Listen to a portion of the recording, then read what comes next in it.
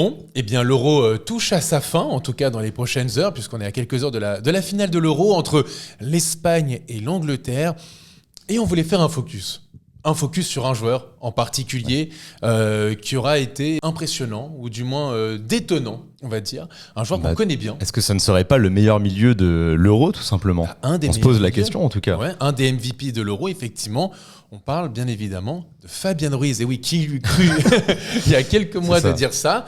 Mais ouais, Fabien Ruiz, la surprise, j'ai envie de dire, oui et non, parce qu'on va l'analyser justement en détail sur même des parallèles avec ce qui s'est passé sur toute la saison avec le Paris Saint-Germain. Et c'est un peu le titre que tu voulais mettre de base. Comment, et j'ai envie de vous dire aussi dans les commentaires. Let's go. Comment est-ce qu'on est passé ? Alors évidemment, c'est caricatural. De Lara Fabian à, attention, Fabian Zidane. Voilà, c'est ça. La petite dédicace, le Fabian Zidane, ça vient de nos collègues Mehdi et Théo Neufond, qui l'ont appelé comme ça déjà lorsqu'on est allé à Lille. Non, mais même à Lille, ouais. Quand on l'a observé déjà au stade lors de cette très belle finale où il fait un grand match, buteur d'ailleurs contre Lyon. Un des meilleurs milieux de l'Euro, un des meilleurs milieux de la meilleure équipe aujourd'hui, en tout cas collectivement, celle qui nous a fait la plus forte impression de l'Euro, de l'Espagne. Est-ce qu'on pouvait l'anticiper ? On pouvait l'anticiper dans la mesure où il redevient un petit peu le joueur qu'on avait pu observer à Naples et qui expliquait un petit peu ma hype que j'avais quand on est allé le chercher. J'avais l'impression d'être un peu seul contre tous. Et après, pendant toute l'année, sous Galtier, on me rebalançait ma terrible analyse. Mais non, à la base, Fabien Ruiz, c'est un joueur fin qui est techniquement au-dessus du lot, qui a une belle vision du jeu, qui a une patte gauche, comme on aime le dire, exceptionnelle aussi. Voilà, belle débauche d'énergie. Donc pour moi, ça matchait complètement avec ce qu'on allait chercher dans ce Paris Saint-Germain. En plus, pour, je crois, 25 millions d'euros. Absolument. C'était vraiment pas déconnant pour moi. Il y a eu beaucoup de points qui peuvent expliquer pourquoi ça n'a pas été bien pendant un an et demi. Dans cet Euro, il a joué 5 matchs. Il n'a pas joué le dernier de poule. Il a fait 5 matchs, 2 buts, 2 passes décisives, des buts marquants. On se souvient du but lors du premier match contre la Croatie. Exceptionnel. Magnifique techniquement, des gestes magnifiques aussi. Crochet, contrôle orienté, la petite frappe en bout de course. Ouais. Voilà, tout ce qu'il fallait. Dans ce même match, il fait une ouverture exceptionnelle aussi, passe décisive. Ouais. Donc vraiment rien à dire dans cet Euro. Et quand on voit, c'est vrai, les performances des joueurs finalement, même du Paris Saint-Germain, et au milieu, quand tu vois Vitinha, Fabien Ruiz, si tu regardes juste l'Euro, tu te dis mais attends, c'est peut-être le meilleur milieu d'Europe que tu as dans ce club. Moi, en tout cas, pour Vitinha, évidemment, ça a été une des révélations et pour moi, c'est le meilleur joueur du Paris Saint-Germain de la saison, largement. Mais Fabien Ruiz, en fait, il y a une forme de logique là-dedans. J'ai envie de te dire presque, je sais pas, quand tu mets une bonne équipe avec des bons joueurs autour de lui, qui travaillent pour le collectif, qui savent exactement quoi faire, hein, Nico Williams sur le côté, qui va être là pour percuter, pour créer des différences, amener sa vitesse, amener aussi par son apport défensif. Quand tu es entouré d'un joueur comme Rodri, comme Pedri, derrière après c'était Olmo qui a remplacé Pedri. L'homogénéité dans tout ça, et même en tant que latéral gauche, on en rigole souvent à Chelsea parce qu'il a coûté super cher, mais Cucurella, c'est une valeur sûre dans cet Euro, et c'est un joueur qui reste vraiment bien dans son rôle défensif. Et c'est ça. Sur l'axe de Fabien Ruiz. Alors, je vais te dire, et qu'il soulage. Et c'est pas un hasard de faire un parallèle entre les deux. C'est parce que en fait, c'est deux équipes où tu vois, c'était complètement déséquilibré, que c'était un peu un foutoir entre guillemets l'effectif et le rôle de chacun. Et donc un Cucurella par exemple du côté de Chelsea, il sait pas trop comment jouer. Est-ce qu'il faut plus être offensif, plus défensif? Comment vraiment combiner? Donc on le voit un peu perdu dans cette équipe de Chelsea. Avec Paris, c'est pareil. C'est-à-dire que à son arrivée, c'est la première année où tu as la M&M. Donc tu as des joueurs qui défendent, d'autres qui défendent moins. Quel est son poste? Est-ce que c'est plutôt il va être tampon d'un mec de l'ailier gauche qui va pas défendre? Est-ce qu'il va essayer de plus monter? Mais en même temps, il y avait Messi, donc qui monopolise l'axe, et c'est normal. Bref. Et là, tu as l'impression que dans un collectif, justement, avec des forces vives, des forces qui savent exactement quoi faire, ces deux joueurs-là, donc Cucurella dont on parlait, mais là, on va plus se concentrer sur Fabien Ruiz, eh bien, ils savent exactement ce que c'est leur rôle, ils savent exactement ce qu'ils peuvent apporter. Fabien Ruiz sait parfaitement comment combiner avec son ailier en profondeur ou combiner à une ou deux touches de balle, faire des différences au milieu de terrain, pouvoir marquer des buts, pouvoir amener aussi offensivement. Et c'est là où tu le vois aussi, où il est le plus intéressant. Ça amène quand même vers ce qu'on voyait de positif de Fabien Ruiz dans cette fin de saison avec le Paris Saint-Germain. Tu en parlais tout à l'heure avec la finale de la Coupe de France. Je l'ai trouvé excellent dans ce match, mais parce qu'on le voyait très proche de Barcola, il percutait et il combinait énormément ensemble. Barcola fait les efforts défensifs. On voit que c'est un des ailiers qui fait le plus de travail défensif Donc ça permet à Fabien Ruiz justement de pouvoir monter et de pouvoir amener cette différence. Aussi, Fabien Ruiz, c'est un des joueurs qui court le plus de l'effectif. Donc aussi, il y a cette espèce de travail et de combinaison d'équipe. Ouais, il est toujours autour des 10 km parcourus, voire plus dans un match. Mais ouais, t'as tout résumé pour prolonger un peu ton propos. Enfin, j'ai fait un tunnel, mais non, je sais pas si c'était... c'est parce que c'est, pour moi, c'est les éléments de réponse. C'est et son placement, le rôle que tu vas lui demander et justement son entourage. Parce que quand il jouait à Naples et qu'il était aussi à l'aise, il était avec un Zambo Anguissa qui abattait un travail phénoménal. Il y avait un équilibre dans cette équipe napolitaine. Et il arrive à Paris. Alors déjà, il y a la question de l'adaptation qui peut se poser pour beaucoup de joueurs. On le sait au PSG, même un Vitinha, c'est vraiment dans l'actu. Bon, t'es coaché par Christophe Galtier, avec tout le respect que j'ai pour Christophe Galtier, mais c'est certainement pas le Luis Enrique.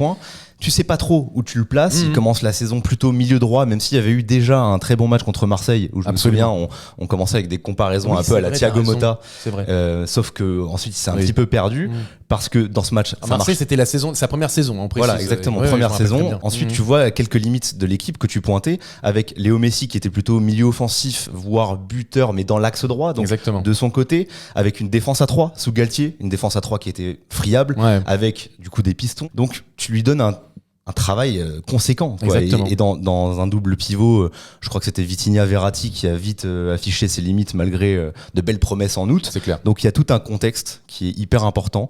Et pareil, finalement, dans cette deuxième partie de saison du Paris Saint-Germain, où finalement il s'est imposé comme titulaire, ses meilleurs matchs, comme tu le dis, c'est quand il est proche de Barcola, quand il y a des efforts. Alors que quand il est vraiment derrière Mbappé, comme contre Dortmund, match retour, c'est là qu'il est le plus en difficulté. Oui, il joue le tampon de Mbappé. Et même finalement, il le fait plutôt bien. Parce que tactiquement, c'est peut-être un match réussi pour lui, même si c'est anecdotique vu la déception de ce match. Mais il joue presque latéral gauche quand Nuno Mendes monte, quand Mbappé ne fait pas les efforts. Alors c'est drôle que tu dis ça, mais rappelle-toi du Parc des Princes. Moi, je me rappelle que la façon dont l'équipe était construite, c'était, t'avais une espèce de défense à 3, en fait, sur les phases offensives, avec Fabien Ruiz, qui est dans la défense à 3, pour relancer, et avec effectivement Nuno Mendes un peu plus haut, et Mbappé encore plus haut, et qui revient pas du tout. Donc déjà, c'est un rôle... Bon, bah, c'est pas vraiment le rôle de Fabien Ruiz, quoi. D'être troisième défenseur central, ça n'a aucun sens, quoi. On voulait vraiment appuyer sur cet équilibre qui est, je pense, très important pour lui. C'est vraiment pas anodin. S'il excelle aux côtés des joueurs que tu as cités, à côté d'un Rodri, un joueur qui va avoir une empreinte physique et qui va distiller des ballons comme très peu de numéro 6. Williams, voilà, enfin pour le coup, c'est tout un environnement qui je trouve très intéressant. On parlait du positionnement et de la mise en valeur des joueurs en fonction de leur positionnement sur le terrain. Rappelle-toi du match contre la Real Sociedad, le match aller. Exactement. J'allais aussi poursuivre là-dessus. Fabien Ruiz était en 6, Vitinha était en 8. À la mi-temps, ça n'allait pas. Ils ont inversé.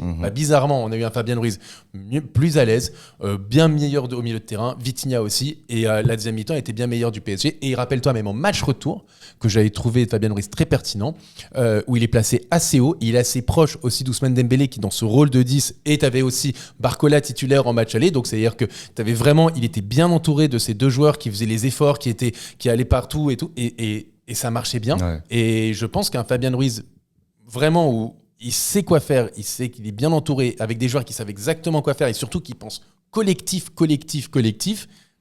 c'est ça qui peut monter un cran au-dessus, qui peut presser haut. C'est aussi la force de cette Espagne, je pense, et qui peut combiner avec les attaquants. C'est une de ses forces quand même.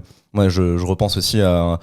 Encore une fois, peut-être anecdotique, mais un match de Coupe de France où il fait un enchaînement parfait avec Kylian Mbappé. Je sais pas si tu vois. Très bien. Pourtant, c'est face à Todibo qu'on aime bien, mais voilà, il passe au-dessus de la défense, il le sert dans les meilleures conditions. Donc, c'est pour ça que c'est assez prometteur pour la saison prochaine, parce que finalement, cet Euro, c'est l'accomplissement de cette belle deuxième partie de saison. Clairement. Alors il est souvent raillé parce qu'il a quelques ratés, mais à l'image du match contre Dortmund et qui s'explique avec les points qu'on a soulignés. Mais même où il rate ses matchs, le match contre Dortmund, on n'a pas peur de le dire, il a été complètement raté. Le match aller. Le match aller, complètement. Mais bon, après comme tous les jours, j'ai envie de te dire. Il est titulaire contre le Barça à l'aller et ça ne marche pas, mais il faut regarder encore une fois la compo. C'est une compo où t'as Lee, Asensio qui sont là, qui savent pas où se placer. Il est globalement déjà finalement le deuxième meilleur meilleur milieu de terrain de la deuxième partie de saison du Paris Saint-Germain, clairement. En sachant qu'il a quand même une bonne mentale, que c'est un joueur qui s'est pas plaint, qui n'était pas parti pour être titulaire. Et ça peut être aussi d'ailleurs un point qui peut expliquer certaines choses. L'année dernière, il n'est pas convoqué pour la Coupe du Monde d'ailleurs, en 2022. C'est une première année assez compliquée à Paris mentalement, je pense, où il est baladé entre milieu droit, numéro 6, avec des joueurs qui font pas les efforts. Là, il est dans les bonnes conditions et j'ai très envie de le voir la saison prochaine. Tu as même Carlos Soler qui est appelé à la Coupe du Monde. Qui rate son tir au but. Contre le Maroc. Ouais. Mehdi était très heureux. C'est très belle transition. Et avant de parler de l'avenir de Fabien Ruiz, de savoir est-ce qu'on garde au Paris Saint-Germain, est-ce qu'on le vend, etc. On rappelle, les amis, on est bientôt aux 100 000. Est-ce qu'on passera les 100 000 avant de l'été ? On croise les doigts. On sait pas. Peut-être pas. On est déjà en été, mais bon, c'est un peu tard. Avant la fin de l'été. Avant la fin du mercato. N'hésitez pas à nous donner de la force. C'est un petit like, un petit abonnement. Vous êtes beaucoup à nous regarder et sans être abonné. Mais on vous remercie déjà pour les petits nouveaux. Mais maintenant, il faut s'abonner. Il faut donner de la force. Voilà. Vous faites partie de notre histoire. Vous pourrez dire, voilà, vos enfants plus tard. J'ai été dans les 100 premiers. Voilà. Alors que là, quand vous direz ça à vos enfants, on sera peut-être aussi fort que MrBeast. Pourquoi pas ? Non, ça c'est Willou. Ouais, grosse force à lui, 1 million incroyable, bravo à lui. Sur ce, retour au débat. Qu'est-ce que Paris doit faire de Fabien Ruiz ? Est-ce qu'ils doivent le garder ? Est-ce qu'ils doivent profiter justement de la petite hype entre guillemets de Fabien Ruiz pendant cet Euro qui est un des meilleurs milieux de terrain de l'Euro ? Enfin, on ne peut pas imaginer le 11 type de l'Euro sans Fabien Ruiz, c'est impossible. Est-ce qu'il faut qu'ils en profitent pour le vendre à un prix, je ne sais pas, autour de 40-45 millions d'euros pour investir sur d'autres joueurs ? Ou alors, Paris doit-il continuer à lui faire confiance ? Et je vous pose même la question dans les commentaires, les amis, là-dessus. Théodore, je te pose aussi la question. Moi, je reste fidèle à déjà ce qu'on se disait avant l'Euro, où on avait fait une vidéo Mercato Parfait. On avait même fait une vidéo un peu sur les départs ou pas de potentiels joueurs. Et déjà, on incluait Fabien Ruiz dans nos plans, sans avoir vu son Euro. Même à 40-45 millions d'euros. C'est peut-être là où une nouvelle question se formule. C'est ça. Mais même là, en fait, si j'avais envie de faire confiance à ce Fabien Ruiz qui, déjà tactiquement, répond quand même à ce que demande un Luis Enrique, qui avait déjà montré de belles choses, bah attends, le meilleur joueur à son poste de l'Euro, j'ai envie de le voir sous nos couleurs. C'est clair. Peut-être que ma seule limite dans ce dilemme, c'est si tu me garantis d'aller chercher des top joueurs au milieu de terrain. Si tu me fais un milieu, Guimarães, Kimi, Joao Neves, d'autres joueurs, je dis ça un peu au hasard comme ça, sans réflexion. Les 4. Non mais c'est vraiment pour appuyer le truc. C'est si tu me donnes des garanties, ce qu'on n'a absolument pas avec Paris dans ce mercato, pourquoi pas, on peut l'envisager. Mais là, à l'instant T, je suis très content de continuer avec Fabien Ruiz. Moi, écoute, je vais te dire... De toute façon, on fera une vidéo, sans spoil, mais là-dessus, de dire que est-ce que l'Euro a fait évoluer notre mercato parfait ? Spoiler alert pour moi, oui, parce que j'ai vu des choses vraiment intéressantes de la part des joueurs du PSG et des joueurs que ciblés, en tout cas on espérait que le PSG pourrait cibler, donc on en parlera, je pense, ça méritera un talk. Mais disons que pour Fabien Ruiz, ce qui est sûr, c'est que moi, après le vent un titulaire indiscutable du PSG, je dirais non. Mais est-ce que je le vois vraiment dans la rotation ? Voilà, dans la rotation de ce milieu de terrain du PSG, c'est-à-dire que peut-être que on en parlera dans une autre vidéo, mais nous on voulait peut-être 2 milieux de terrain qui arriveraient, qu'un seul aujourd'hui. Moi, un gros milieu de terrain, mais un seul milieu de terrain, moi ça pourrait largement me suffire en fait. Plus un numéro 6 du coup. Plus au poste de numéro 6, exactement. Mais un seul milieu de terrain, Guimarães, Joao Neves, peu importe. Donc lui, avec Fabien Ruiz, Warren Zaïre-Emery, Vitinha, Moscardo, Ayman Carrier, donc cette nouvelle recrue, ça ferait 6 milieux de terrain. Normalement, 6 milieux de terrain, je trouve de bons, voire très bons niveaux. Qui peut jouer milieu offensif. Bien sûr aussi, que je compte là-dedans. Je trouve que tu as de la matière, tu as quelque chose d'intéressant. Mais ce qui compte, effectivement, c'est le choix des joueurs, le choix, effectivement, de qui tu vas prendre pour entourer cette équipe. Et le principal, c'est vraiment penser collectif. Mais ce qui sera le cas, puisque tu n'as plus Kylian Mbappé. Aujourd'hui, tu vas aller vraiment chercher. Je pense que tu veux axer vraiment sur à fond le plan de jeu de Luis Enrique. Et on l'a vu sur la fin de saison. On le voit avec l'équipe d'Espagne. Je vois pas pourquoi ça ne s'en tournerait pas là-dessus. Et puis, moi, c'est un dernier truc, c'est de dire que, oui, il y a encore quelques mois, quelques semaines, on pourrait se dire, dans un gros match de Ligue des Champions, tu vois Fabien Ruiz sur la feuille de match ou titulaire, tu vas faire... on est quand même affaibli. Là, sincèrement... Moi, j'avoue que j'avais encore des doutes récemment. On avait un débat contre le Barça au retour. où je préférais peut-être voir un profil plus Ugarte, défensif comme Ugarte. C'était pas tant sur la qualité d'Ugarte, c'était dans le profil. Exactement. Mais justement, si tu vas chercher un 6 qui va récupérer beaucoup de ballons, ça rentre complètement dans nos plans, Exactement. je pense. Ma petite interrogation, c'est peut-être si on fait ça. Alors, je pense qu'on va remonter Vitinha, et Vitinha est plus axe gauche. Quid de notre ami Fabian? Est-ce qu'il va retrouver plutôt l'axe droit? Est-ce qu'il sera aussi à l'aise alors que là, on le voit épanoui à gauche avec l'Espagne? Je sais pas. Et ben la concurrence. Oui, la Après, concurrence. Vitinha était très bon en 6 aussi. Donc, mais si tu vas chercher Ouais, un 6, mais c'est des questions qu'on se pose. Peut-être que tu peux faire un double pivot, mais mettre Fabian plus haut. C'est quand même des débats et des questions. Enfin, on a envie de se poser, évidemment. On a envie de se poser sur des questions. Ça veut dire qu'il y a de la qualité et c'est plutôt pertinent. À droite, il peut aussi peut-être plus profiter de son enroulé pied gauche. C'est vrai. C'est peut-être un point qu'il a un petit peu perdu par rapport à Naples, où il était le joueur de Serie A qui marquait le plus de buts en dehors de la surface. Et tu parlais de ça justement. Moi, ce qui est incroyable, c'est que souvent, à chaque fois que je le vois au stade ou à la télé, je me dis, mais ce mec-là, il manque de calcium, quoi. Il a pas de frappe. Et moi, j'ai en tête cette frappe incroyable qu'il fait face à l'Italie. Et Donnarumma fait un arrêt incroyable, un vrai arrêt et une vraie grosse frappe. Et Fabian Ruiz, tu le retrouves un peu là-dessus. Donc. Et peut-être plus de confiance aussi pour lui. On parlait du fait que Morata, c'était peut-être pas un top 9 pour l'Espagne, mais finalement, les ailiers, les milieux prennent plus de responsabilités. Tu vois, même en prolongation, c'est Merino qui marque de la tête. Donc les milieux, les ailiers sont plus concernés et tout le monde a un rôle à jouer.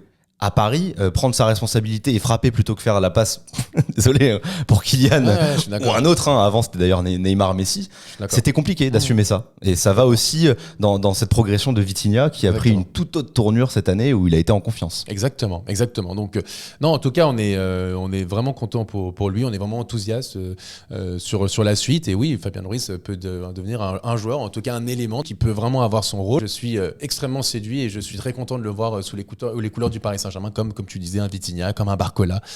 Voilà, cet Euro, malgré tout, aura été, je trouve, plutôt porteur d'espoir. On l'entend même quand il parle de Luis Enrique, il a des mots très positifs, donc on voit aussi l'apport d'un Luis Enrique comme de La Fuente du côté de l'Espagne. Tu sens que vraiment aussi l'entraîneur... parce qu'il y aurait pu y avoir cette crainte quand même lors de l'arrivée tout simplement de Luis Enrique qui ne l'avait pas convoqué. Il y avait une petite brouille, il me semble, entre les deux hommes. Et finalement, Luis Enrique, lui, a fait un choix fort en se séparant de Marco Verratti, ne le remplaçant pas. Et Fabian Ruiz a eu la bonne attitude d'aller gratter sa place finalement dès le mois de octobre, novembre. Assez rapidement finalement, on l'attendait pas, donc dans les deux sens, et alors, ça s'est bien rencontré. Beaucoup se moquent effectivement de l'interview quand Luis Enrique il parle de Fabian Ruiz, maravillosa, bon. Maravilla, non, je sais plus. Je suis pas bilingue. C'est merveilleux pour dire ça en espagnol, mais je suis pas sûr. Après, j'ai eu que 11 au bac en espagnol, donc. Mais disons que voilà, il se rigole de ça. Alors bien sûr, c'est exagéré, mais. On le voit à l'Euro. C'est ce qu'il a. Exactement. Il connaît son profil et voilà. C'est pour ça que déjà avant l'Euro, on se disait s'il lui fait confiance, en opposition à la non-confiance portée pour Ugarte, il faut faire confiance en Lucho. Exactement. Mais ici, on sait souvent que Luis Enrique quand même. On essaie. Voilà. Les petits pronos comme ça. On sort le talk avant la finale. Est-ce que tu penses que Fabian Ruiz peut remporter le titre de MVP de l'Euro si l'Espagne gagne? Si l'Espagne gagne, je pense que ça dépendra de s'il y a une passe D ou un but pour Yamal. J'allais dire, ils ont tendance à donner à des attaquants, mais Donnarumma c'était le dernier en titre. Parce qu'il y a eu ce petit rebut aussi. C'est dans la balance avec Yamal. Voilà. Mais en même temps, Yamal peut être meilleur jeune, donc comme ça tu lui donnes un prix. Fabian Ruiz, le meilleur joueur, sera incroyable. C'est fou, hein, c'est marrant. Ça serait marrant. Exactement. En tout cas, merci pour tous les amis. On se retrouve très vite pour d'autres vidéos. Yes. Et bon match. Dites-nous tout dans les commentaires. Est-ce que vous le vendez? Est-ce que vous le gardez? Les petits abonnements, les petits likes. Ciao tout le monde. C'est ciao.